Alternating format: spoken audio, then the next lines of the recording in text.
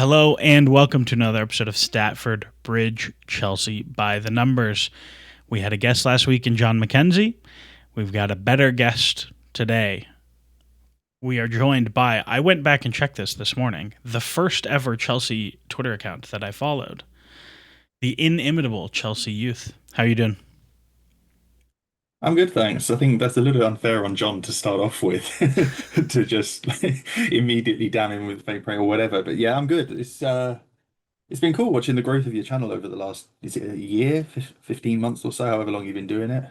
Just yeah, it's just a really cool community growing with your Sunday live streams, watch-alongs.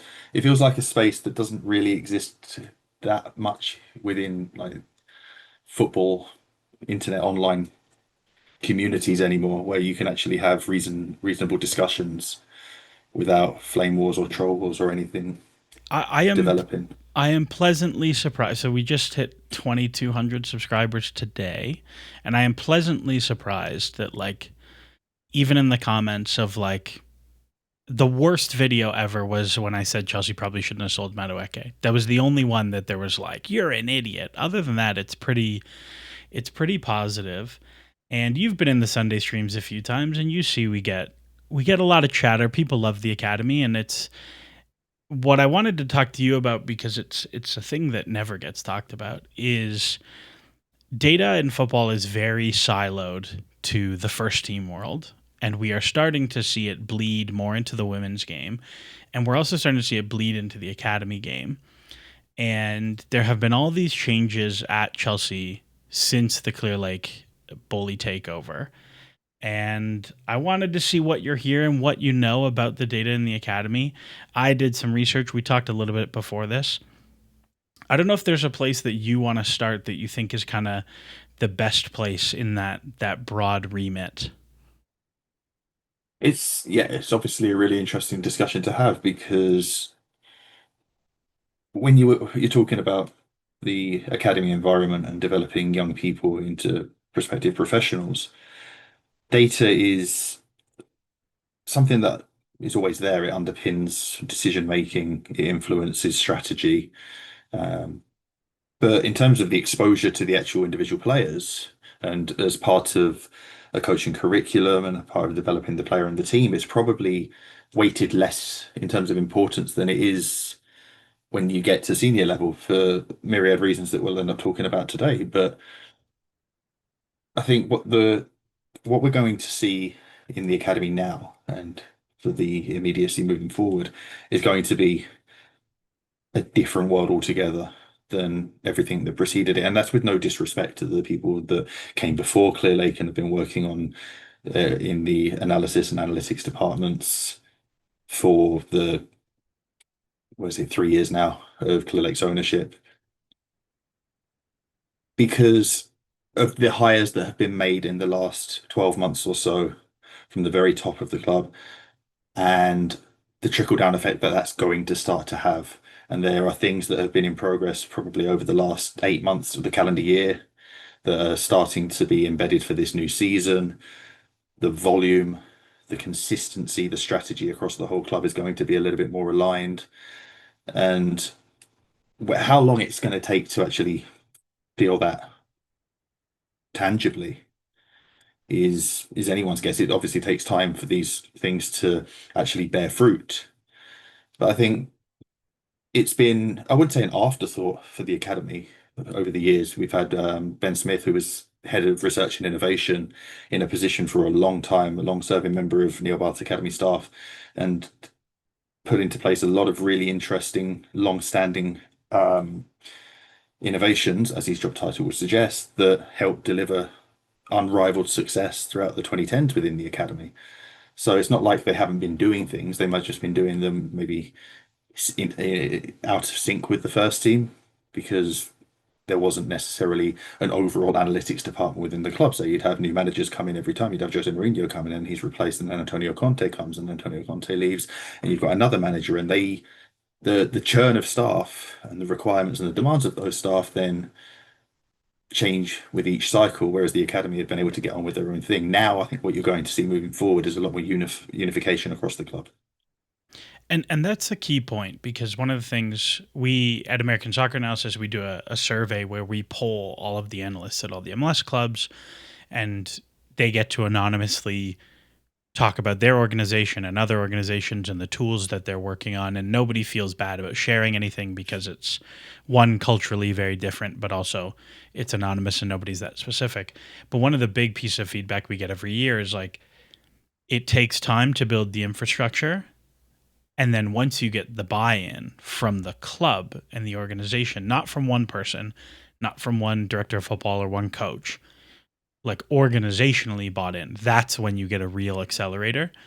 And I think with Chelsea hiring Sachin Gupta and Javi Fernandez, who are like extremely well respected, but also very competent big picture analytics practitioners, it becomes much easier to implement these things, first team, women's team, academy, all the way down the pyramid. So I think it is a very, very exciting time in that lens. I wanted to talk a little bit about kind of pre Clear Lake, because I think there were some things that people probably didn't know were going on, that in the Ben Smith era, as it were, and the Neil Bath era, as it were, that actually were really impressive. Like, one of the things I read when I was researching for this is that Chelsea were one of the first clubs to have dedicated performance analysts for every single academy team. Yeah, which is wild if you think about it, and it's still the case to this day. A lot of clubs will be playing catch up, and some of that was resource based. Um, Chelsea's academy success from 2010, 2020 was built on having a financial advantage at the start of that era, at the start of E-Triple-P, which came in 2012. For better or worse, like somebody's going to have a financial advantage over everybody else wherever you start from. Chelsea were there, and they were able to have cast the widest net in recruiting and have the strongest analytics team, analysis team. It's important to separate the two, Yes, absolutely. particularly in the world of academy football, because while analytics is growing in importance in the academy, analysis is has a significant role to play throughout the academy journey. Just wanted to make sure we're having that terminology correct. So they were able to have analysis staff for every age group.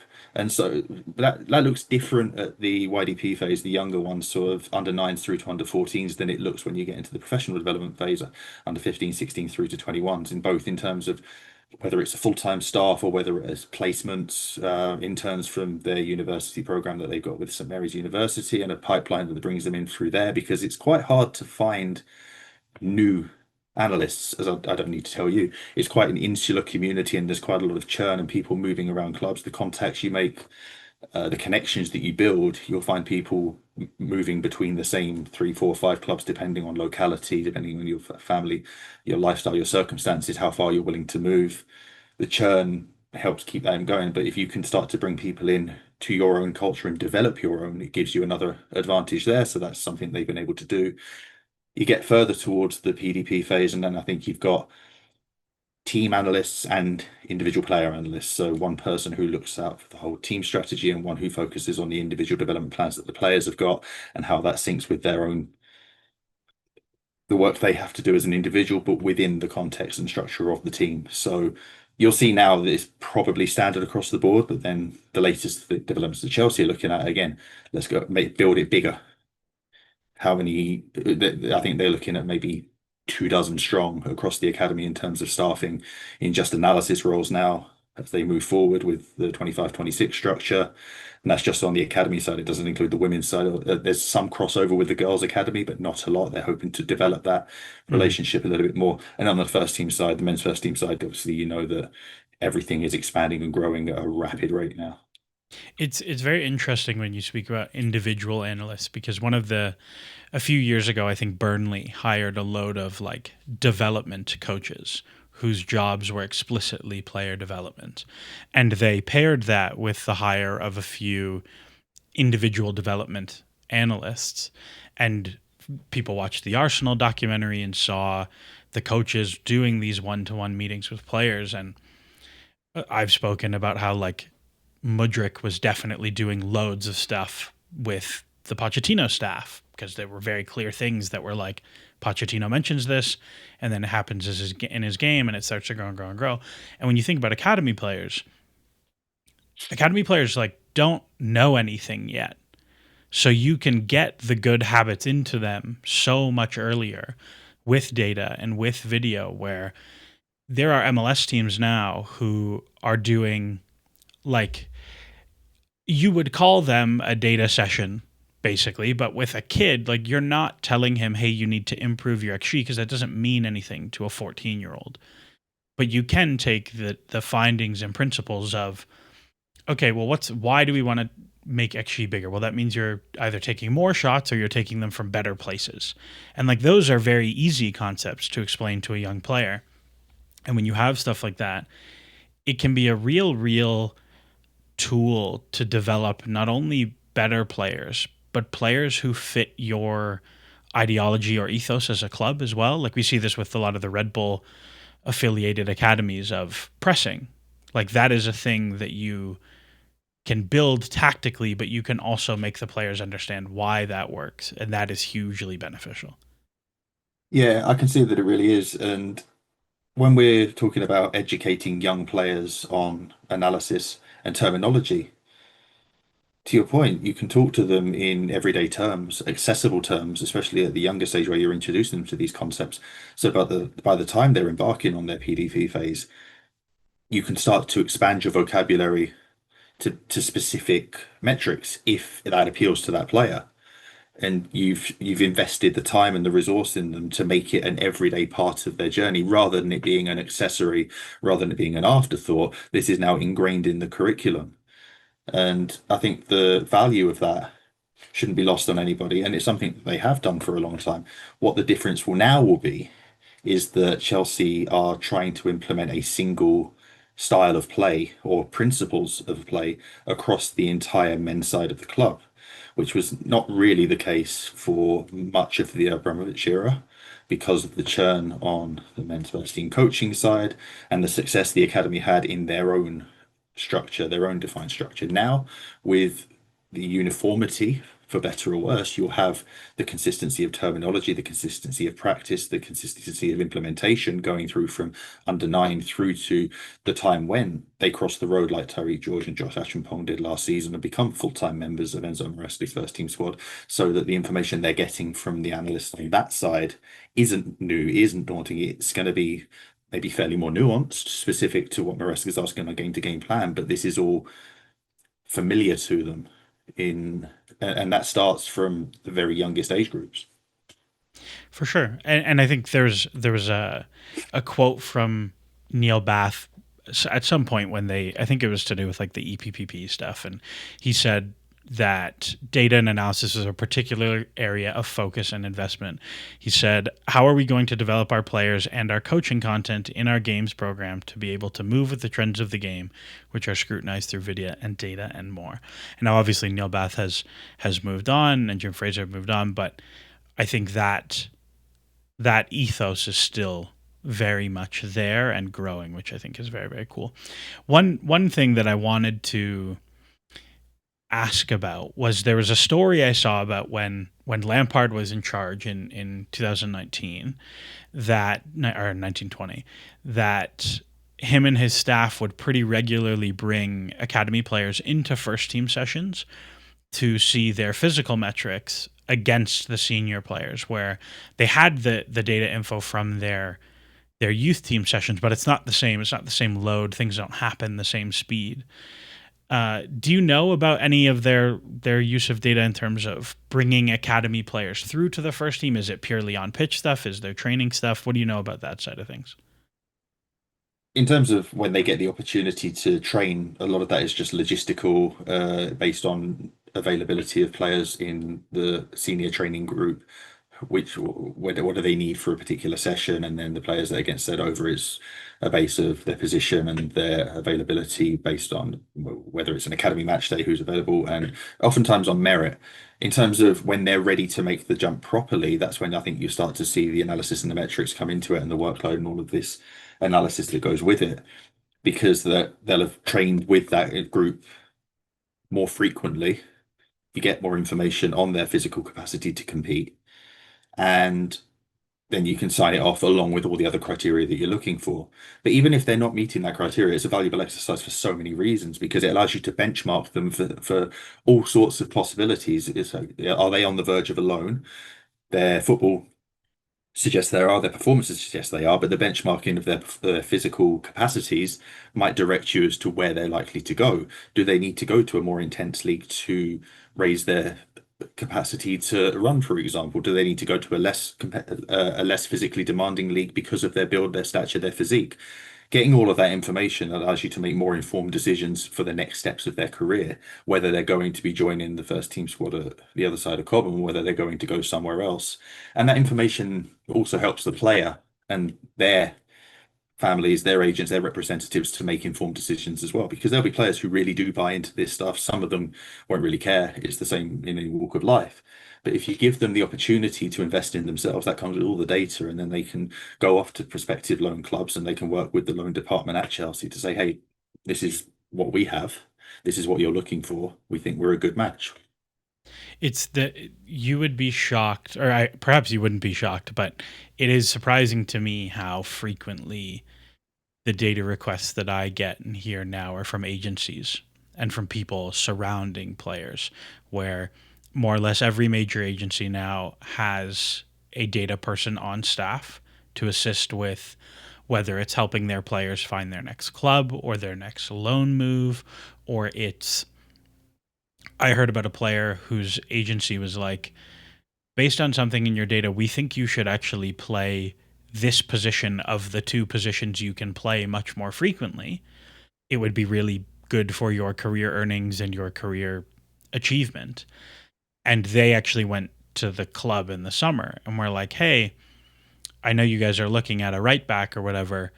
We actually think that this player may be better served spending a lot more time at fullback. What do you think? And they were like, oh, actually, we hadn't really considered this or whatever. And I don't know what the exact outcome was, but there's tremendous amount of interest surrounding the players to do that sort of thing. Yeah, absolutely. So with agencies, especially the big agencies, the ones with all the resources, they operate essentially as clubs now. They just don't play matches. Mhm. They employ people who have spent a lot of time on the coaching side or on the recruitment side, both on senior and youth. They've like we could talk about Jim Fraser. He's now like head of emerging talent at Wasserman.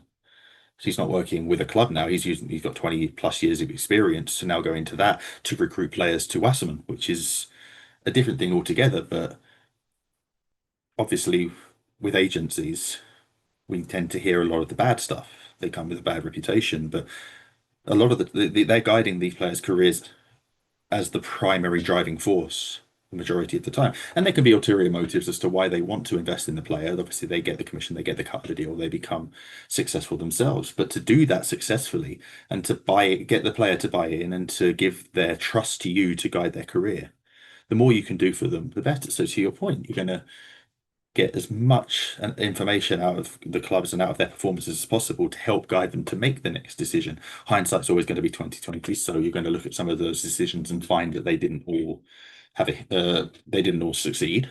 Nobody's going to have 100% hit rate, but the scale of the operations of these agencies now mean that they're driving deals before clubs start to think about them sometimes. The opportunity that comes to the clubs, like they won't have realized it. And that's why the transfer market that we're looking at now is so chaotic to us because things happen very quickly. Under the radar, they're obviously moving at a rate of knots all the time.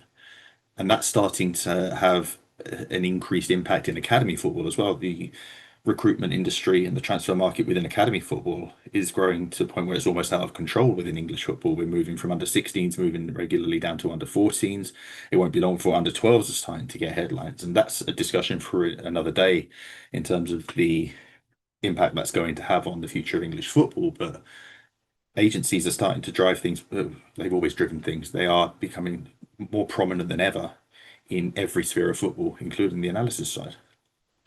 I think this is a good way to take us from here, where one of the most common questions I got from people who wanted to ask you things was mostly about how academy recruitment works, because obviously we know there are very different rules around how contracts work for youth players how old you are, how far you're allowed move. International moves are very, very different.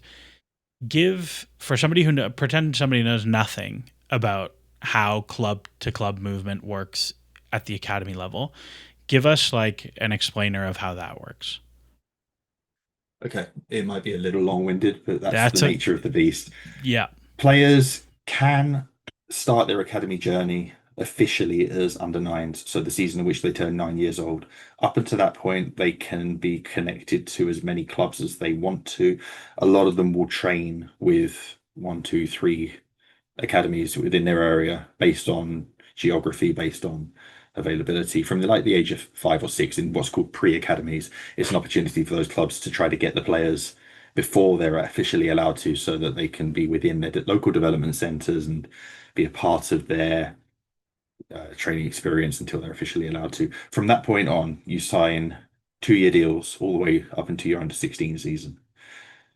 And it's at those equal age junctures, so 10, 12, 14, 16, where you are theoretically free to move for minimal compensation at best. The compensation scales up the older you get for obvious reasons.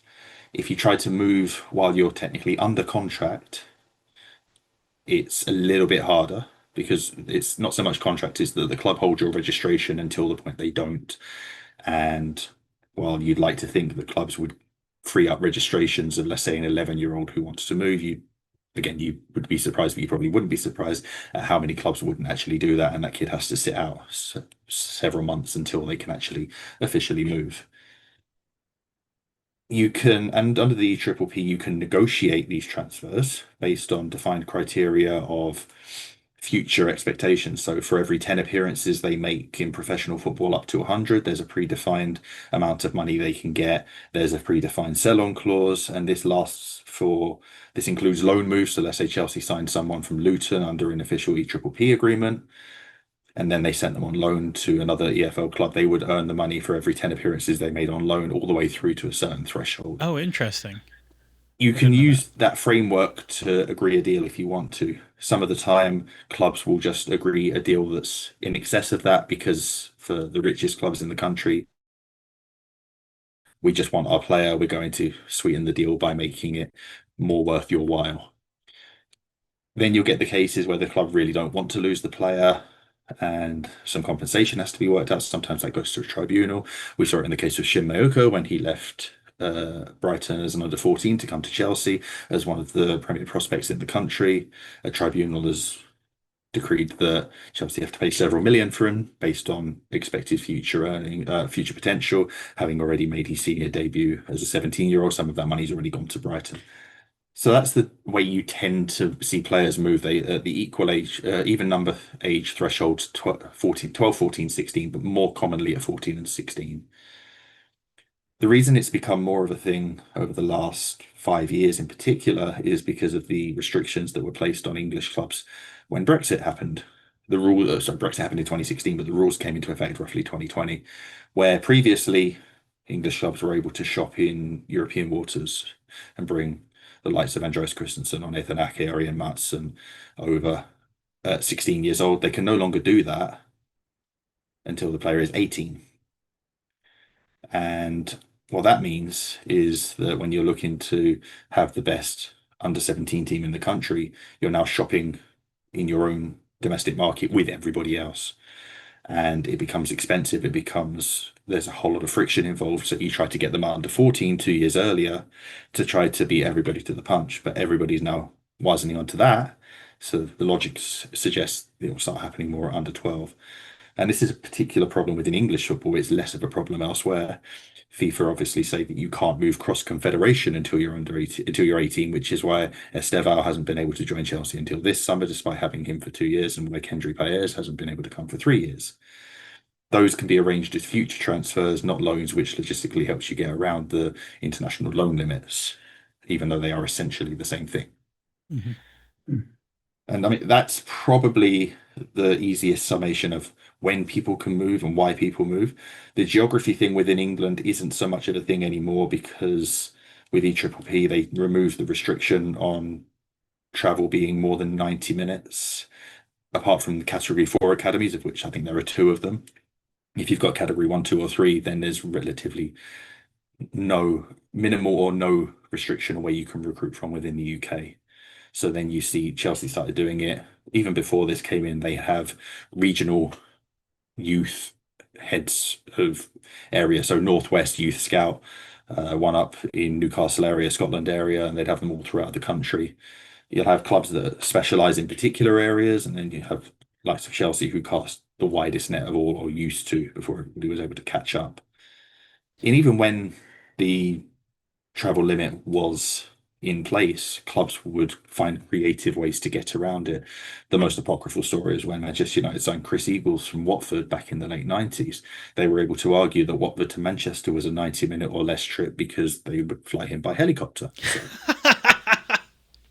it's there's always a way to bend the rules to a degree just before they're about to break. And we've seen many a club, Chelsea included, break that and find themselves subject to a transfer ban. It's just I I everybody's at it until the point you get caught. I had never heard that story before. That's incredible. I think the like 100 miles thing is in the EU, right? Like if you want to move clubs, I think it's 100 miles is the rule, something It like that. is there's a little asterisk on that as if you within live within a certain distance of a border, you're allowed to move to the neighboring country. Oh, anywhere within it. Okay. Yeah, so for example, if you're in Strasbourg, which is right on the German border, you're allowed to move to a German club because it's you're not necessarily allowed to move cross border, but when the town or city or place or wherever is on the border, you're allowed to break that to a certain age, and then at 16, it's everyone's free to move wherever they want. What a mess. What a mess. What a mess. Do you think that, because I can see the argument both ways, do you think that the like increased importance on the best 16-year-old prospects being tied to English clubs now because of the lack of international recruitment leads to better outcomes for players or worse? I hedging my bets, I don't know yet because the increase in activity is yet to really yield. They've made breakthroughs and they'll get debuts. A lot of the times, that early breakthrough and that early debut is unofficially a sweetener to the deal. Mm. You'll see kids, and so one of the more recent ones, again, people may have heard his name, may not have. I think 2 years ago, 3 years ago, Wolves had a 15-year-old on the bench for their August League Cup tie. Kid didn't come on, hasn't been on the bench ever since. But when they signed him from Watford 3 months earlier, I'm highly suspicious that there was a little bit of we'll put you on the bench for a game, get your name up in lights, give you that attention, give you the little taste of that first team environment. Now go away and do your work because you have to be able to offer something that other clubs aren't offering. And we're talking about pathways, and pathways can manifest themselves in all sorts of ways. But typically, if you're going to see a 15 or 16-year-old on the bench for a big club who've just signed them, you can join the dots and suggest that it's a little bit of a sweetener. If you see a 15 or 16-year-old on the bench for a smaller club, like Jeremy Monger at Leicester last season, it's because they want to keep them or they want to increase the compensation package that they're going to get when that player moves. Now, Mongo stayed at Leicester, came off the bench for their championship opener today. It's a really big outcome for Leicester to be able to do that. But the half a dozen appearances they gave him at the back end of last season would have increased his compensation significantly had he gone to Manchester City, as everybody else thought. To the original question of whether the outcome for the player at 16 is better or worse, and I hedged my bets and said I don't know. I am reminded that I looked into the graduates at Cobham over 2010 to 2020, whatever it was. And it was very evident that those who had gone through the vast majority of those who had made it into the first team and made it stick had either been at Cobham throughout their entire academy journey from under nine all the way through. So we're talking Tammy Abraham, Mason Mount, Reece James, Levi Colwell, or they had joined at 16, like Christensen, like Ake, like Billy Gilmore. It was far fewer players who had joined midway through that journey who had made it stick. Someone like Ola Aina had like I wouldn't say he made it at Chelsea, but he did a good enough job to be considered one that did. He joined at under 12, I think. But those who came at under 16 You make the argument that they were identified as the cream of the crop. They had resources invested in them. They came with a fee. That fee does need some justification, but the talent justifies it as well. These players were showing that they were signed for a reason, and then they make it into the first team. So I think you're likely to see that as an outcome more often than not, because again, these clubs are starting to they identify the best under 16s they want, especially at Chelsea, Manchester City, Manchester United. They're trying to pick off the best England youth internationals as Mhm. identified by the FA. And it's a self-fulfilling prophecy to an extent because the FA get those players into the system based on recommendations from the clubs in the first place. The clubs will give them a long list of players that they think deserve international recognition. They bring them into camps, they whittle it down from there, but they've got the long list. And when you get to 15, 16, 17s, it starts to take shape. The only asterisk I put on that part is whether the increased competition for it means that clubs are just becoming a little bit more speculative in who they're trying to sign. They're just say, right, we need a player who's a number six in profile for this age group. We've got these two players here. Let's get them both. Or we're not quite sure as to whether we want this player, but we've got the resources. They'll spend 3 years here. They'll view it as a finishing school, like going to college, university, whatever. They'll be fine coming out the other side of it. We lose nothing by trying. And that in itself might still see the player have a prolonged career, a successful career by whatever criteria you want to define success. But maybe the increased competition leads to clubs speculating and pulling the trigger on a deal that they might not have pulled on when they had the options from everywhere else, if that makes sense. No, for sure. I think it's an argument I can see both sides of. Like a a recruitment person at a Champions League club said to me once something about with youth players, and this was not a club that you would regard as like an excellent youth productive Champions League team.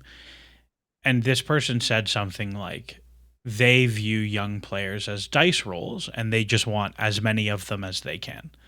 Where they're like, yeah, we filter for the best ones and then we just take as many of them as we can because we know that we have some amount of control over how they turn out based on the environment we give them and the opportunities and all that sort of thing. But also, like, a kid can develop the wrong way as a human being and it doesn't work out for them as a player. And I wonder if the increased resources required for 16-year-olds and now 14-year-olds and so on, so on, so on actually means clubs are significantly more invested in those dice rolls, and that like you are more willing to do extra or do more or be more thoughtful about exactly what this player needs because they cost you £4 million instead of £80,000 or whatever it is.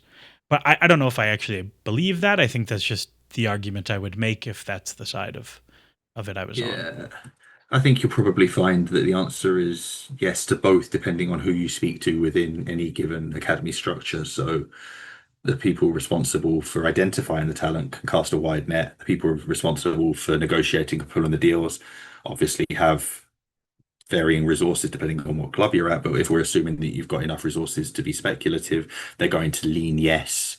And at that point, once the player is in your system, you'll find that the player care team and the coaching staff are as invested in that person as anybody else within the club.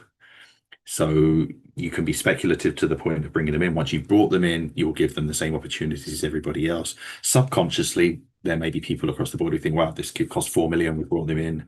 Like, we need to see something in them. And then subconsciously, do you see something more in them? There's a whole psychological discussion to be had there. I think like knowing enough people within the academy game, I think the intentions are genuine. I think it starts at the decision making when you're starting to put squads together and project what does this team look like for next season? What does our scholarship intake look like for next year in 2 years' time? Or when do we start needing to bring different profiles into that group? Who are we at risk of losing? And therefore we need a plan. So for example, if Chelsea had been fearing the loss of Rio Ngomoa for a whole year, they start to strategize a year in advance. All right, if we lose Rio, what's the recruitment plan? What do we do here? They didn't actually bring anybody in the end, but that was something altogether different. They didn't plan to lose Ryan McAdoo to Manchester City at the same time, not least because 1 year out. Ryan wasn't that sort of player. He kicked on tremendously in his under 16 year and chose to take his career in a different path. Good luck to him.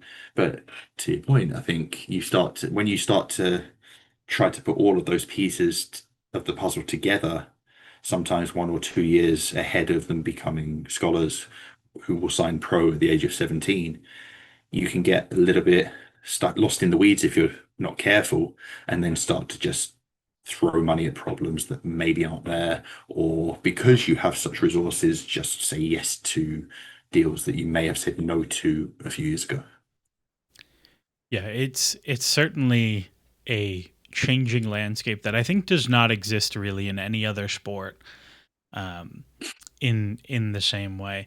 One of the things that I found very interesting when I was kind of looking into this was, and as you mentioned, when you looked at all the Cobham Academy graduates from 2010 to 2020, you have a lot of guys who were with the club from 7, 8, 9 years old, and I saw that Chelsea have a partnership with an AI company that's looking at like real grassroots level stuff. I don't know if you know anything about that, but I think that's one of the things we're starting to see in North America now, where you as an MLS club cannot realistically screen 50 million players across 50 states, some that are 14 hours away from you, 25 hours away from you.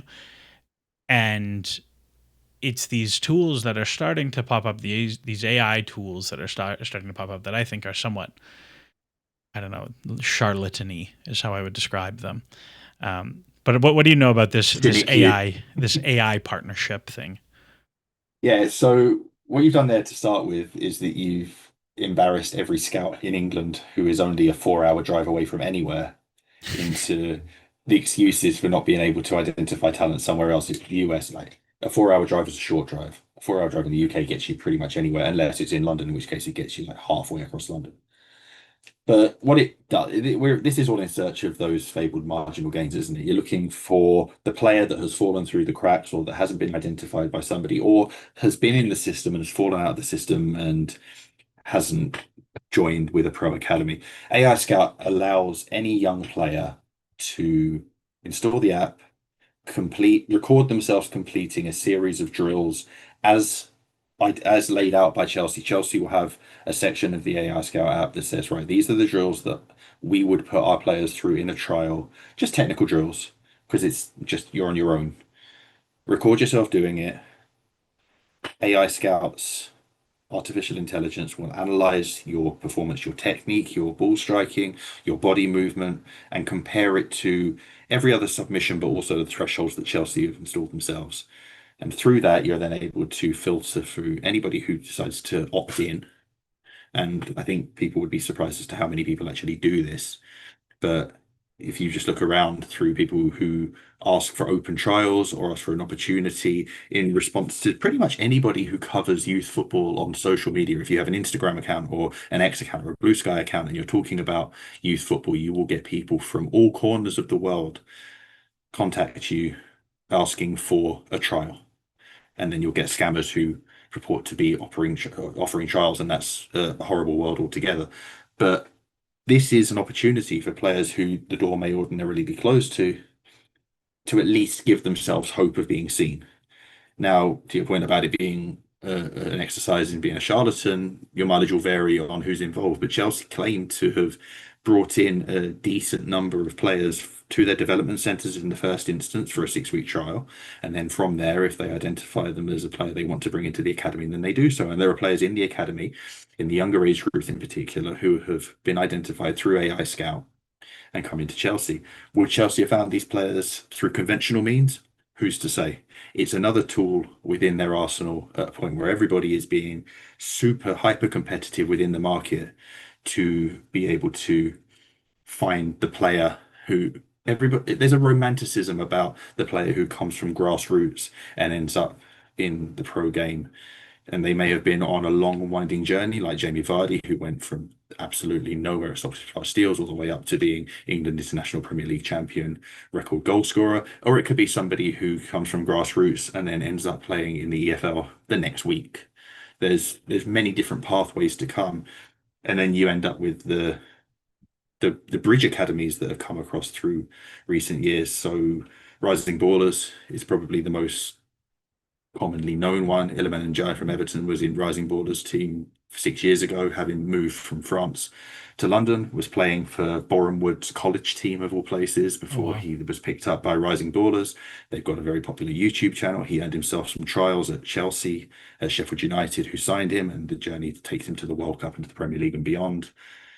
There's other places out there, and then there are similar younger teams that feed into academies. So Lambeth Tigers in South London have got a very clearly defined pipeline to Chelsea. Even before Joe Shields was hired by Chelsea, Joe Shields helped found Lambeth Tigers, and that's a massive conduit from the pre-academy now into the academy.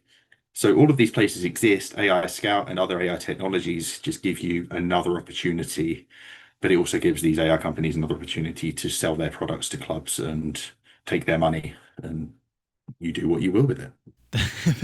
That I'm is usually more cynical than that sounded about the use of AI technologies, and it's not because I've seen any tremendous results of it at Chelsea. They bring in this convertible truck every few months, and it sits in the car park, and it's just like it's been dropped from space, this huge UFO device for players to go in and actually record themselves doing it if they're on site or just to see what it's about.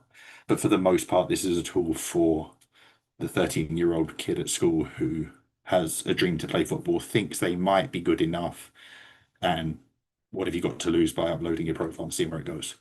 no, it is an interesting idea, and I think when you think about today, I think you use the word like romanticism, which I think is one of the things we have somewhat lost in the modern game. And this is as far from data as you could possibly be. Is like you think about the World Cup now, and you go to the you watch the World Cup at Rocks Up. You know every player and every team. There might be the odd guy, even at the Club World Cup. Like you are vaguely aware that Al Ali have this guy. That was not a thing 10 years ago, 15 years ago, 20 years ago. And so when you think about now, like I think about how hard it was to even find out who was in Chelsea's academy team when I was in high school, where I was like, "Oh man, like who did they take to the Dallas Cup or whatever?" And now it's like we would know every single player and every single instance. And if there are tools to get more unknown people, I think that's obviously obviously a benefit to them as the academies.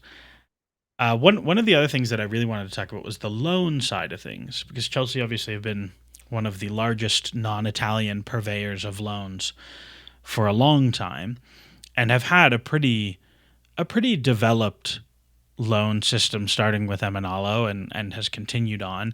Fabian Unwin is like I think he's a senior data analyst is his title now, but for a long time he managed all the data for the loan players. You see loads of interviews with some of the academy players who spent significant time on loan, and they talk about how involved Chelsea are in not only helping them pick the loans and trying to pick the right loans, which is a whole separate science of its own, but also when they're there, communicating with them far above and beyond what their loan club is telling them. What do you know about this group now? I've heard this is a group that has expanded significantly, and their use of data kind of. Yeah, so it's been a sizable operation itself for a long time, dating back to Michael Lamanolo's era. It remains so. Uh, Carlo Cudicini essentially looked after the loan department for a long time and still has a role to play in there. Josh Marsh is now loan manager, obviously.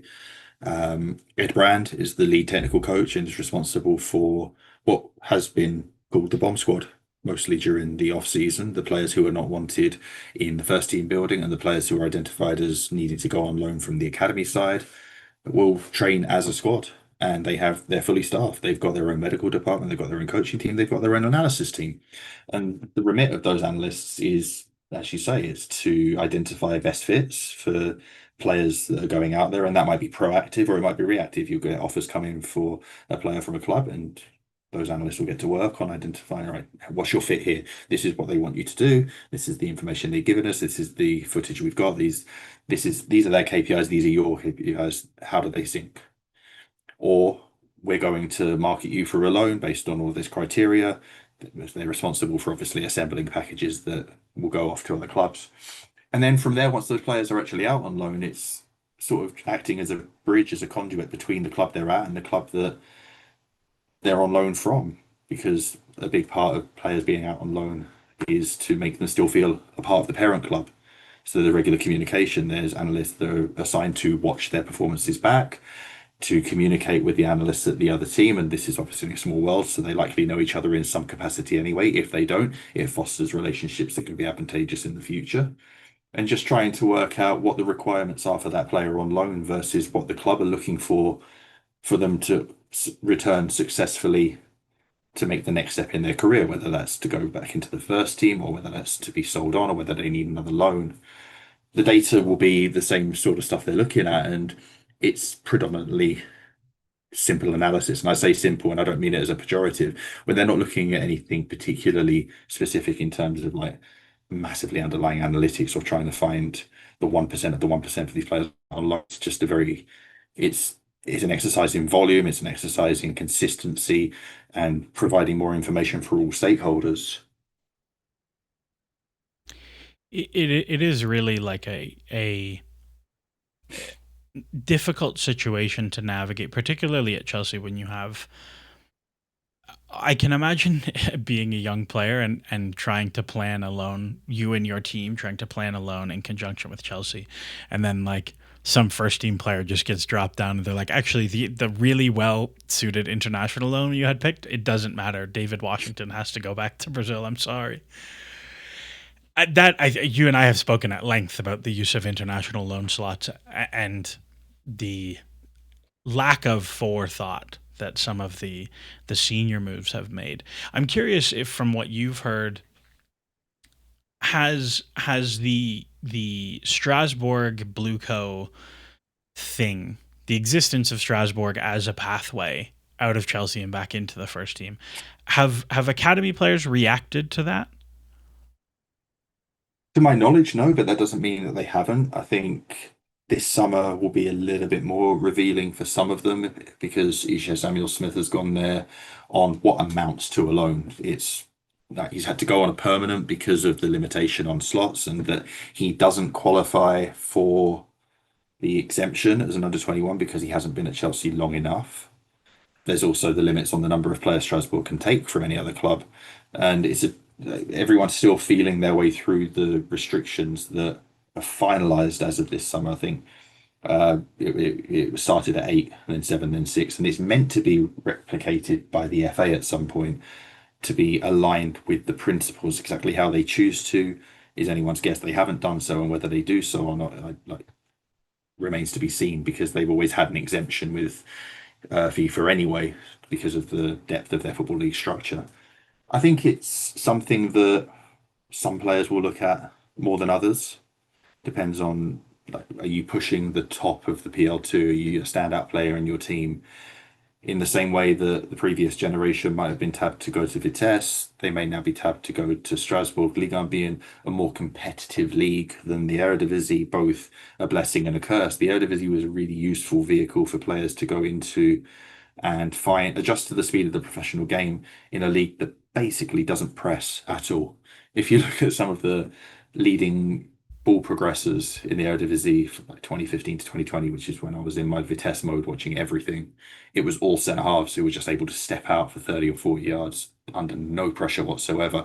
It's a league that kind of looks like academy football, but it has some top end players in it, and you're able to find yourself a bridge. So some players will be able to do it and come straight back, but it was extremely rare. Mason Mount was outstanding at Vitesse, but then went to Derby County, which is a move that, as you said before, Amanda Breuer should have made rather than going into the Premier League. Go to that championship team that's vying for promotion, bang a bunch of goals in, and your stock increases itself more than it might for a Premier League struggler. Strasbourg is a different beast because of the investment in them compared to Vitesse that requires and has so far been validated by European qualification, and now Champions League qualification will be the next target. So to be an academy player who makes that step, you have to be of Isha Samuel Smith's talent or Diego Moreira's talent last year. Someone like Tyreek George fits the bill. Someone like Josh Ashton-Tamong probably exceeds the bill at this point. Well, But we're talking about that sort of tier of academy player. They're on the cusp of something within Chelsea, but like, do you want to keep them here on the periphery of the squad, or do you want to loan them to Strasbourg? Kind of depends on what the first team are doing. The Conference League last season made perfect sense as a vehicle for those two to get 1,000+ minutes and to see if they could stick. Had they not been, you might have seen them go to Strasbourg as a really useful place for them to go. The loan limits don't help. I think I was very much guilty of it myself, and I'm still not sure where I stand on it. You start to see players move there who have been recruited rather than have come through at Cobham, and you wonder about the equitable treatment. But now you've seen Ishe Samuel Smith go there, who himself was recruited 2 years ago, same as Diego Moreira. But the next logical step is, right, is there a Cobham graduate who's been in the system for 10 years who's pushing for more, who can go to Strasbourg next season, for example? So we might be looking at somebody like Landon Emanalo as an example of somebody who's jumped into the development squad as a 17-year-old, looks very much at home. If he has the He is season, fabulous to watch. One of the players that every he's time I yeah, watch, I'm just like, you're such a joy. he's a 30-year-old professional's brain in a 17-year-old's body and has everything going for him. So if he progresses as you hope he might this year, he's a contender for Strasbourg next year as a theoretical thing, because Chelsea have just signed João Hato, who basically plays in the same position as him. We're not saying that he's blocking him by any means, but it allows him to have that natural pathway through the system in an ideal world. Whether it actually comes to pass or not, we'll wait to see. Yeah, and you mentioned Vitesse, who I believe are sadly folding due to some Yeah, shenanigans that may or may not be our fault. But it's a long story. They're currently trying to appeal to get their professional license back. It doesn't look good. I think the nice thing, you made a good point about their Eredivisie. Like, the nice thing is that it's a comparatively easy league to play in. Like, physically, you don't get kicked a bunch. You can kind of, and like all the teams try to play. So like for a 17-year-old first loan or an 18-year-old first loan, I think it's a really good fit. Like, if I'm thinking about a move for Tyreek George, where I have been a big proponent that I think he needs enough physical development still, that without the Conference League this year, it's going to be quite difficult for him to get minutes. And then I watched him against Leverkusen, and I'm like, actually, maybe not. I thought an Eredivisie move for him would be a really good loan ahead of Strasbourg, who I think he would struggle physically right now. Whereas Josh, I was looking at Josh with Levi here, like, I don't know if he's going to be able to get the minutes. I think Strasbourg is a perfect loan for him. Obviously, that picture has now changed. He's had a fabulous preseason, to the point that if this Trev ankle sprain thing that has happened today is serious, I think Josh will start week one next to Tosin, which is not where I thought we were 6 weeks ago. But it is a very interesting set of tools. And I think, as you say with Ishe, where it's like, it's a loan for all intents and purposes, I think for the many qualms I have with the multi club ownership stuff, I do think having partner clubs who are, it is very clear the purpose of this move can be incredibly useful. And I am very curious to see who the first, like, born and raised Cobham kid to spend a summer in France, as it were, will be. It's going to be interesting. And again, we're quite a long way away from the analysis side of it. But if with these partner clubs, there's obviously comes huge elements of risk in the way it unfolds and how lawmakers, how UEFA and FIFA start to act to try to stop you doing things. If you can stay a step ahead of them, you're typically okay. But how long is it before FIFA, for example, put restrictions in place on deals that are de facto loans, like this Samuel Smith thing? So you've transferred him there. He can't go back to Chelsea for X period of time after that transfer. It probably wouldn't stand up to any legal challenges because of the That's never restriction of stopped trade and FIFA before. precisely. But this is you can have the strategy in place in everything so far, particularly on the financial side, suggests Chelsea are a step ahead of the lawmakers, or at least one step ahead, if not two, because of the way they've been able to manipulate things to their advantage, whatever your take on it may be. When we're talking about you're only like everything's good until it's not. For sure. So I'm intrigued by it. And the more, back to the point earlier about the more dice rolls that you can have, if you have another partner club to diversify this in another league, in another bridge league, whether it be the Eredivisie, whether it be Portugal, whether it be another league altogether, whether it be one of the anywhere else in Europe, to station players to have more options to get them into the pro environment early while they're still under your contractual control. That works, but it's also something that like it works in Football Manager. It works Yes. in how well does it work in real life to have all of these plates spinning at once, and how damaging is it to the sport and to the industry as a whole, where you'll eventually have all the clubs in Europe under the control of like 12 teams. That's like This is that might be an end game that is never going to happen, but like theoretically you can get to the point. no, it is a fair point. And there are, I mean, we see this in MLS where like every ownership group in MLS more or less owns multiple teams, and there are competing interests of those multiple teams. Like I'm a Toronto FC fan. Toronto FC are owned by the same ownership group who own the Maple Leafs and the Raptors.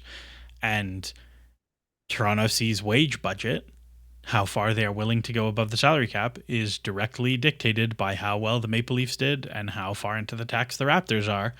And those things are like, I don't care about the Maple Leafs. Like, I care about the Buffalo Sabres, like a true hockey fan. And and I don't know. It is, I can imagine like, I imagine Strasbourg fans are quite pleased because they're the best they've been in quite some time. But at the same time, if that ever changes, I can imagine being extremely not happy about that. Well, I mean, we saw it last season. They had 13 points from 14 games Yeah. before Rosinia changed up a bunch of stuff and they went on a tear that got them into Europe. There were weekly protests, and I imagine there are still low-level weekly protests. But I think to your point, and something that Dimitri said numerous times on social media over the last couple of years, winning cures everything Hmm. for the majority. It doesn't cure it for everybody. It doesn't cure it for me, for example, but it certainly helps to dampen the noise if you're winning. Chelsea have won 14 of their last 17 games in all competitions, friendly or competitive, and they're going into the new season with an incredible momentum and Listen, I and a last unified support that hasn't been the case since probably Frank Lampard was hired at the club. And there's something to be said for that. Like, I'm not going to shout down people being excited about it. I've still got my own concerns, but I'm not going to piss on people's chips right now while people are having fun with it. Like, you do you. Like, no, we'll and see for how the sure, season unfolds, but like, there is that whole thing. Like, you, there are things that I dislike and things I disagree with and things that I think they are wrong about. Like, and again, last summer I had a Clear Lake out, Chalaba in sign at a preseason match that I drove 5 hours to go to and then drove 5 hours home that night and got rinsed on Twitter for it, but it is what it is. And uh, like, I am not saying that now, despite having the, and a lot of that is like, okay, you won, you achieved the goals that I said if you achieve, I will leave you alone. Now we'll see how this season goes, but I think you are right. Winning does very much cure everything. We did have a few questions from listeners, and there's really only like one that I think is worth answering because the other ones we're not going to talk about Rio. We're not going to talk about like Tudor Mendelodowu. We're not going to talk about, I don't know, other players who may have we left could or talk whatever. about Tudor just because he's fun. You can spend 30 seconds on Tudor Give just me so 30 people know where seconds he on is. Tudor. What, he's at Ipswich now, I believe. He is still in Ipswich's under 21 squad. He is in, I believe, he's about to start his final year studying classics at Oxford University, having Oh wow. successfully graduated as a King's Scholar at Eton. So he's still tremendously well educated. He's forging a path in education and academia that has led to very illustrious outcomes for those who've preceded him, whether it goes into the world of politics, whether it goes into the world of leadership or whatever. Ipswich are now a Category 1 academy, so he'll be playing at the highest level. He'll be playing against Chelsea again this season, as he did last season in the PL Cup, where he was, with no disrespect to him, anonymous. And he has options, so good luck to the kid. Like, that's the latest on him. One of the things I have always really admired about Chelsea's academy is even for the players who don't make it. Like I think there's this perception that for the players who don't make it at Chelsea, they are cast off into the wilderness to fend for themselves. And I think one of the things I have often appreciated about Chelsea's academy is it seems like the young men who come out of it are quite well-rounded, good young men. You know what I mean? And that Absolutely. they're take like they are well shepherded into adulthood, whether they make it as players or not. Absolutely. And I could sit here for another hour and talk and extol the virtues of the player care team, not just at Chelsea, but across the academy game. And I've spoken about it a fair bit over the years that a lot of the media coverage about the way that people are treated when they leave the academy game focuses on the negative, and in many cases, justifiably so. But the balance of the story doesn't seem to ever come back to the good work that is done by player care teams, exit strategies, and aftercare. Predominantly because the people that do this work are the sort of people who don't seek attention, they don't seek acclaim, they do incredibly valuable work with incredibly vulnerable people at the most vulnerable point in their lives. They are surrogate parents. They see these children more often than their parents do sometimes, especially within the current system where you may end up with a 13-year-old leaving home to move into digs with an older teammate they've left their school to be educated at the club, in this case at Cobham. And for all intents and purposes, they are a pro at 13 years old, turning 14. So speaking, I know Chelsea better than the other clubs, obviously, but yeah, the work they do, for the most part, like, you're never going to have a 100% success rate, like I said earlier, but the average player coming out of the system is fundamentally a good person by the end of it. They are set up with knowing that they have options when they leave, and that might be returning into the academy for a coaching or a recruitment capacity or an analysis capacity. And you've seen all the stories about people who've done that throughout the years. Joe Edwards is a famous case of it, a player who didn't really enjoy a career post 16, was back in the Cobham at like 18 answering phones, and is now a championship assistant manager, having worked at Chelsea and won the Champions League as a member of the coaching staff all the way through. You've got all of those. You've got people who've gone off and been very successful in other industries. You've had players who've become rugby union international. Sorry, you've got people who've set up their own businesses and been successful all throughout. They're entrepreneurs. They're in every walk of life. They've been successful, and that's not the case for everybody. But if you can look at your body of work and say, yeah, this is what we've managed to produce in terms of people, I think you could be very happy within Chelsea. Certainly stack up as well as anybody there. The Lamisha Masanda is the one that I always think about, where he had a series of like just horrific injuries, and he stuck around as a scout for years and years and years, and they renewed his contract as a player to make sure he kept getting paid. Like again, these are I'm sure these stories are more widespread than we think they are, but I would also say they're definitely not things that happen at every single club. So it is always nice to, as you said, extol the virtues of Chelsea. The two the I guess the one question that I really wanted to ask was, so I used to watch every academy game. I was there in the weeds on the dodgy streams, and but now, like as you get older, you don't really have time to watch as much. Now I'm in a horrible time zone to watch because the games are at like 3 o'clock in the morning most of the time. Who from the 21, like we know the main guys in the 21s, we know Shim, we know Keanu Dyer, we know like the main guys. Who is the under the radar player in the 21s that I should keep an eye out to maybe sneak a debut this year? To maybe sneak a debut is an interesting one because Harrison Murray Campbell's already made a debut. Exactly why I used that phrase. Jimmy Tarry Ireland's made a debut. Genesis Antwi's made a debut and will probably do a lot more. Atto Amp has made a debut. So it's an interesting year Talk about Genesis for a because bit, because I watch him and I don't see it as much as maybe other people do. like he is, and I don't mean this as a negative, like proper straight line up and down, incredible athleticism with production on both flanks. He is, to me, a bigger, stronger Tarek Lamptey, who has managed to make a breakthrough at Chelsea and as an international career with Ghana and as a Premier League player when injuries allow him to play. That's that's a 99% percentile outcome for any Premier League academy. Genesis being more physically developed has that advantage to him. he's he still quite inexperienced and quite raw. He's barely played PL2 football, for example, but when he's been on the pitch for Maresca, he's found ways to be impactful with cameos. And I think when we're talking about Strasbourg, I think if we look a year down the line, I think they'd be looking at him really as a closely wingback. as a wing back, as that next, like, what can he do for us? I don't think it'll be this season, if only because logistically they've already got Penders, they've got Payers, they've got everybody else. But let's say a year from now, is that a viable pathway for him based on him having a year where he plays 25 plus times in PL2, gets his first team sprinklings in, and is in position to tackle Ligue 1, which is an unforgiving league physically.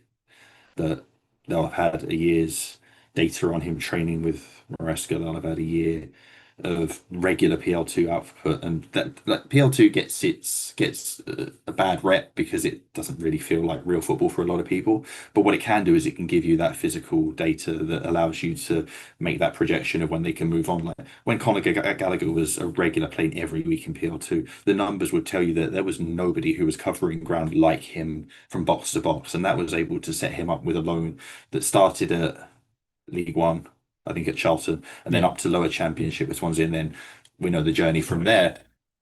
It gives you baseline performances for all these players, and I think Genesis had his breakthrough last season. Now we're going to get a year of him. The eye test will pass. Will the physical data match up? And then you start to look at, okay, what is he going to be for us? What is he going to be for Strasbourg? What's the best route for him? I know he's already made his debut, but I think he's one to keep a close eye on for PL2 this season because people may have seen sprinklings of him with the cameo performances he's made, but what does he look like over a full year I is the think next question. I think he falls into the same bracket as a few of these other guys for me where I think when you think back to like the best prospects to come out of the academy, the Hudson Odoys, the Abrahams, the Solankis, those guys were dominant in U21 football. And I think like some people, and I don't want to come across too negative here because I think it's important to say like I'm not negative about this. I just think we have to be a little bit realistic. Like people are talking about like Shim should go on loan right now. Like I am firmly against that because when you look, he has not played that much U21's football, and when he has played it, he has not been so good that if you are going to take him and you are going to dump him into not dump him, but even if you have a perfectly placed League One loan or League Two loan, I think he would have a very hard time. And one of the things that I think is very, very valuable, particularly for attacking players, is you have to be able to replicate at least a little bit what it's going to look like at Chelsea. And so when I think about him and I think about Kiana Dyer and I think about Genesis Anthony and I think about some of these other guys, like I don't know if they have been dominant enough at PL2 level yet where I'm like, okay, you are ready to go to senior football and start your journey back to the top, as it were. Yeah, I don't think for the majority of players that you can skip steps along the development pathway. And PL2, as I said, like it is what it is, and clubs can make it stronger if they want to. You're going to see the season kick off next weekend. And for the first two games or so of the season, as the transfer window closes, PL2 teams are going to look weird and stronger than usual because they've got all these players that haven't found moves yet. And then they'll be playing in like random 21s games. We had it last year or the year before. You had Carney Chukwuemeka play a game. You had Ben Chilwell play a game. Some players come back from injury, some who just don't have opportunities. And then you get those fringe guys who are like 22, 23, who can still benefit. PL2 can be as strong as it wants to be, but right now it ends up being pretty much an under 19 league for the most part. But still, it's an opportunity for you to play somewhere between 20 and 35 games a season, 20, 35, 90s for the most part, or at least 70s. And that's valuable on pitch time to refine your craft, to figure out the player you're going to be and what your next step is. It's extremely rare for players to jump it and be successful. Josh Acheampong has barely played PL2 football, but he may be the exception to the rule because of how comfortable he looks at senior level. Some of that is like he's physically incredible, and that allows you to get away with certain things. But like because they're joined at the hip, they've made the step up together. I don't think Tyreek George has played enough PL2 football in theory. Some of that was because they had the Conference League last season and he was able to play at that level instead. But like he only really played half a season of PL2 football properly. Looked too good for the level at times. Like he's productive, he's scoring goals and dominant at his best. But in a world where Chelsea were in the Champions League last season and Tyreek doesn't play 1,500 minutes or whatever it was in the Conference League and instead plays 300 minutes and PL2, does he come along differently to the point where do we have the same questions about him now? We still have questions. To your point earlier, like you had questions at the end of last season about how much more physical development he has to do. And then over the summer, he's developed physically to a point where you may question that, but also is he now more comfortable at senior level, having had that exposure, that he can start to be his true self again? That adjustment to step up when you're training between different groups, or then making the leap permanently and playing among men all the time as a 19-year-old isn't an easy route to navigate. He's found his way through that over the last 8 to 12 months. Do you start to see the real Tyreek physically now? He showed some signs of it against Leverkusen, not as much as you'd have liked, but the circumstances of the game were different. But I like to the point of not being able to skip through PL2 steps. I think the most players will benefit from it. We're going to see Duane Richards play after a year out in PL2 this Whisper. season. He is, we're talking about physical freaks. He's ridiculous. Mhm. And at the back end of 23-24, when he'd spent 4 or 5 months in the country, like his first appearance for Chelsea was on a night where it was belting with rain at Crystal Palace in the Youth Cup. He went on the pitch and looked like he was on an ice rink, just all over the place. Like first 3 or 4 games, he was exclusively playing on the same side of the coaching staff to help him. Then you start to see like the raw ability shine through. The ball leaps off this boy's foot. He's tremendously physically gifted and there's something to work with there. A year out isn't going to help that, but I think if we're talking to players to watch in PL2 this year, he's going to be somebody who absolutely needs a full year of PL2 to get to the next step of his career. He's different to everybody else in the system because he's come from college football in Jamaica. He doesn't Mhm. have a whole lot to fall back on, but he's got this raw talent. PL2 is different for everybody, but I don't think the majority of players can or should skip that level. They should try to exhaust it for as much as. Sometimes you see players are one and done at that level, but there's nothing wrong with spending 2 years there if that's what you need as a player. Well, and that's like Keanu Dyer is a player that you and I have talked about. Why is he not? Why is he not getting looks with the first team? And like whatever that is, he's someone the club looked at and we're like, you need a little more time in the oven. And I don't think there's anything wrong with that, so long as it's intentional, right? Like I think one of my worries with that can happen sometimes with the like just because I think your Tyreeks and your Joshes are fine. They're so good that like the Spurs in the NBA used to have this thing for the draft that like the 10%, the best 10% are so good it does not matter where they get drafted, they will be fine. And the bottom 10% are so bad it does not matter where they get drafted that they're never going to make it. And the middle 80%, it all matters about fit. And I think when you think about academy prospects, it is very similar that there are 10% who will make it no matter what you do, and there are 10% who won't make it no matter what you do. And everyone in between it is all about being very intentional. It's also about being there in the right place at the right time and having an advocate. This is why I basically don't engage with people who ask me who's the best prospect or give me your top three or top five because mine don't matter. I have my personal preferences based on positional style, whatever. But you'll have players who weren't commonly talked about as being the best in their group who suddenly come through and they get an opportunity. I think Fikayo Tomori was one of those.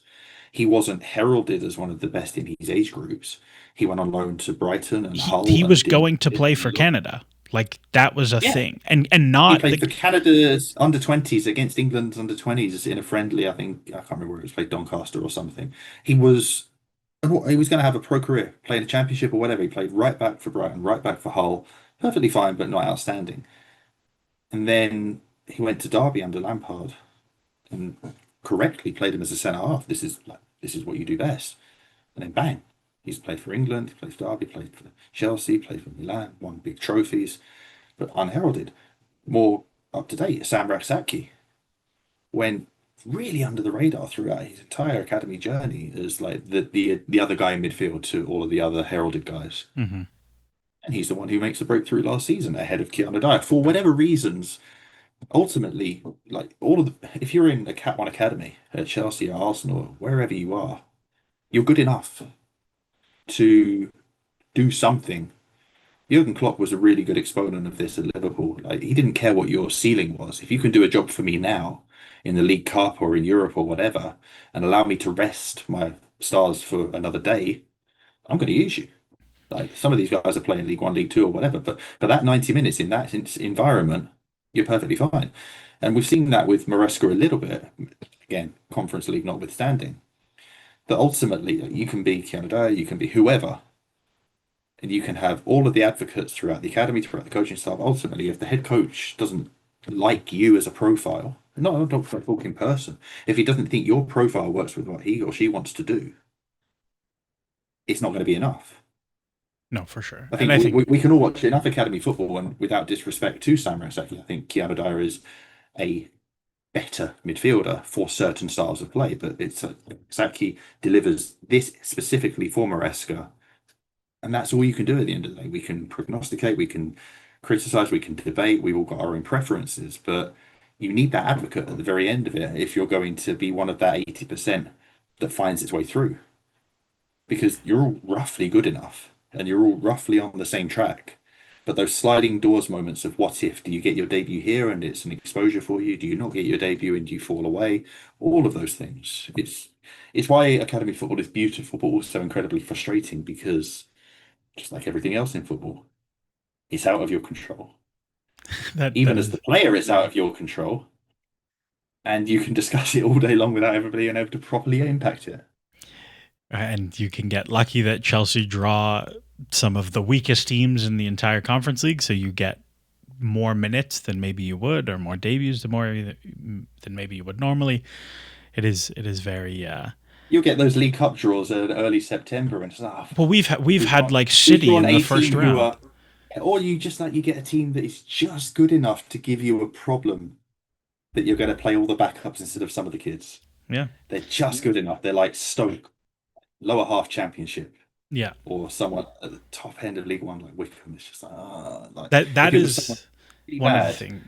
no disrespect, it's like, yeah, you can afford. Like, Chelsea played Grimsby under Lampard. They won 7-1. They had Reece Oh, James make his debut what a because he'd been day! out injured. Mark Gahey, Tino Angerin, Ian Martson. It was like the academy night that Mourinho spoke of all those years earlier against Sporting, and nobody played in that one.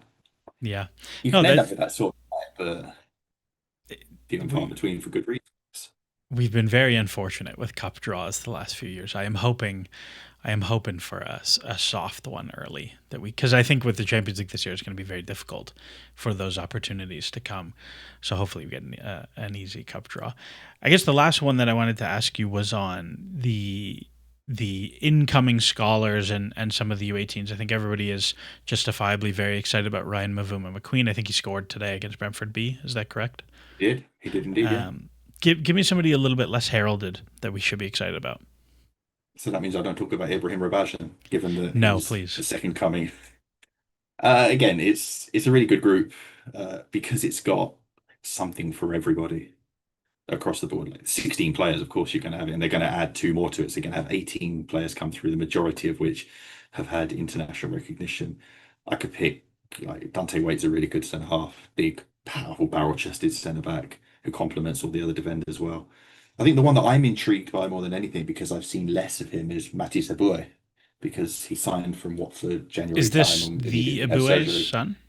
Yeah, it's Emmanuel's son. As I understand it, they have a fractured relationship. There was a very acrimonious divorce between his Oh, parents that's that unfortunate.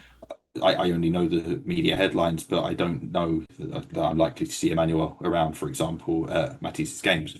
But because he's a newcomer to this group yet, played under 21 football at Watford and has played for England's youth team, and I've seen like a couple of appearances of his. I'm interested in him because I think he fits what Chelsea are trying to do, rolling it all the way out to the start of this one style of play throughout the club. If you look at the left-footed winger coming in from the right, whether it's Pedro Neto, whether it's Noni Madueke, whether it's Esteva or whoever in the third, like this is the profile of player they like. Kavuma McQueen isn't that player, despite being left-footed. He can do it and has added that string to his bow over the last year, but he's a wide left wide forward who excels at shooting across goal from his left side. Matisse is this prototype left-footed right winger, comes inside the ball like Dwight Richards, the ball leaps off his foot. They've got a type. This this recruitment team, players who have incredible ball striking ability, which is something that I've bemoaned for a long time before Clay Haker, players who just can't kick a ball well. It's kind of manifested itself in so many different ways. Chelsea have got a lot of these now throughout the academy. He's explosive, he's got good pace, he's got decision making, carries the ball well. There's a lot of he may end up in the dev squad a little bit before the end of the season, but he's got Leo Cardoso ahead of him. He's got various others. He's got Whisper. There's no need to rush him. But I've seen a lot of these boys because they made up more than half of the minutes for the 18s last season. And you had Reggie Walsh, who's now playing in the first team, who's still a part of this group, who'll probably play mostly development squad this season, like Kavuma McQueen. Charlie Holland's a really good midfielder. You could go on and on and on. I like Chiziez and Wata. That's Scored a lot of Chizias and goals last Watta's one season. who pops up for me a lot. That in the Yeah, rare times I get to watch. he's the rare academy centre forward who can play with his back to goal and link play, who can head the ball, who does all of the traditional old school lone nine stuff that you didn't really see from like the majority of others who are around the game right now. I'm keen to see how he develops, given that he was productive and prolific enough at academy level last season that he can expect some 21s opportunities this season. But it always intrigues me, if only because I've seen less of him by comparison, and what I have seen caught my eye. Tell me about the new lad who looks like a Jack Grealish regen. I can't remember his name. Derry? Oh, Jesse Jesse Derry? Derry, yeah. Yeah, so this has been like a fait accompli for a while. He was out of contract at Palace, and you can go back to probably this time last year where it started to look like he was heading to Chelsea. Kind of plays like Grealish, kind of doesn't. Like he's less of a dribbly winger, more than the cut in and whip with a shot from the left on the right. He's the other star. He's a left winger with who cuts into his right. Very technically capable, very, very good at set piece dead balls. Has been fairly productive against Chelsea. And I think he's cousins with Reggie Watson, who's in the under 16s, so that obviously helps. I think Reggie's dad, who's an agent, may be, if he's not Jesse's agent or representative, then they're fairly closely tied. So he's going to come in and get a bunch of minutes and compete. He might play on the right, he might play as the 10. Uh, Another good young player to have. Like, if you can find a forward who regularly finds goals and assists and has a couple of standout traits about them, they're going to get a look. It's too early to say whether he's actually going to have a realistic chance of progressing at Chelsea. He's got the same chance that everybody else does. Like if you make enough noise and produce enough, you put yourself in the conversation. And then, as we spoke about 10 minutes ago, do you have that advocate, that right moment, that right cut draw for you to get in that first team opportunity and to seize it? Yeah. Everything you can do, all that work up to that moment, and then it's a roll of the dice. The right injury, the right, like Josh went from in my head he has to go on loan or he will not play to he's probably going to get 2,000 Premier League minutes this year, which is It crazy, crazy, was the crazy. same with Tomori, wasn't it? Tomori was he going to go on loan in Lampard's first season, or was he going to stay? Yeah, They're going to keep David Luiz or sell him, and then they've got the Super Cup, European Super Cup against Liverpool, I think it was. They got an injury at centre half. I forget who went off. Tomori came on middle of this high intensity match that looked perfectly at home. That's the hmm moment. That's the moment. It's just made it for him, and he never looked back. And like a career that could have been spent in the EFL with those respect, instead takes him to Chelsea all the way through to the highest levels. He's now playing for Milan, one of the most storied clubs in the world. Got tonked by Chelsea today, but whatever. I'm sure he's happy. they're a black. I went to 2 years ago now. I went to see them play a Europa League game, and it was like Ruben had scored and he played, and it was like just a blast to go see all the Cobham kids doing their thing. It One of was the funny random watching the early. Sorry, carry on. no, I was gonna say one of the like random U18s who always who not always, but the few times I've watched stands out as a player I really like is Subaloy, the center back. Yeah. Just like really can punch a pass between the lines, and it's like the risk reward is not there for some of them, but he's just like I don't care, it's getting in there. You can tell he used to be a midfielder and moved back to centre half because he's like 6'4" now, and Yeah, um, like, he's really good in set pieces for academy players as well. Like he wins a lot of headers that you don't tend to see a lot of big taller boy. academy defenders do. There was a pass he made against Leicester in the Youth Cups last season that I clipped and posted. That was outrageous. It was 50 yards. bent through the midfield and around the centre half to the inside left forward from right centre half. I was thinking, even you're not going to pull that off every week, but you like academy football is the playground to try this stuff out, to figure out when you can and when you can't play it. Oh, for But sure. also, like being brave to make that breakout pass is half the battle. Like, having the willingness to do it and then to refine when to do it, the technical capacity notwithstanding. Like, you see it from Trev. People think that Trev's technical competency is debatable, but he, as an outlet passer from centre half, I think there are a few as good as him throughout the whole Premier League. Like, he can really drive the ball out from centre half for you, given the trust to do so. Yeah, A I lot of will. it is like there's a load of aesthetics about it. How pretty does it look? A bit like Levi Cole is an aesthetically pleasing passer. Yes, he has Trevor the is he has maybe the less lefty thing. so. He does. Um, Trevor's as good as anybody for me. I just wanted to hijack back to the Milan game because I watched the early phases of Jamie Gittins giving Yunus Musa the absolute runaround, and all I could think of was just like you repeatedly said over the years that Yunus Musa absolutely honks. Oh, I I just hate kept him. laughing to myself.